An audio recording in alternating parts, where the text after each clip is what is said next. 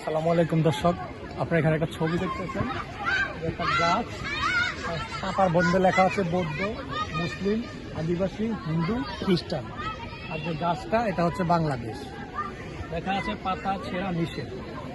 বিষয় হচ্ছে আমরা ঠিক বাংলাদেশে এই পাতার মতো জড়িয়ে আসছি হিন্দু, বৌদ্ধ, খ্রিস্টান, মুসলিম। কিন্তু সমস্যা হচ্ছে কি, আমরা খ্রিস্টান যেমন শক্তি সঞ্চার করে, মুসলিম ভোগ করে, মুসলিম শক্তি সঞ্চার করে, হিন্দু, আদিবাসী, খ্রিস্টান সবাই ভোগ করে, আমরা সবাই মিলেমিশে আসি। তো প্রবলেমটা হচ্ছে যখন আমাদের এই প্রোটেকশনটা ঠিক মতো না থাকে, ছাগল যেমন এসে গাছের পাতা খায়, আমাদেরও কিছু এরকম ছাগল এসে খ্রিস্টানদের সমস্যা করে, বৌদ্ধদের, মুসলিমদের, হিন্দু বা আদিবাসী যারা আছে সবাইকে, সর্বোপরি আমাদের বাংলাদেশটাকে একটা বিশৃঙ্খল পরিবেশ তৈরি করে।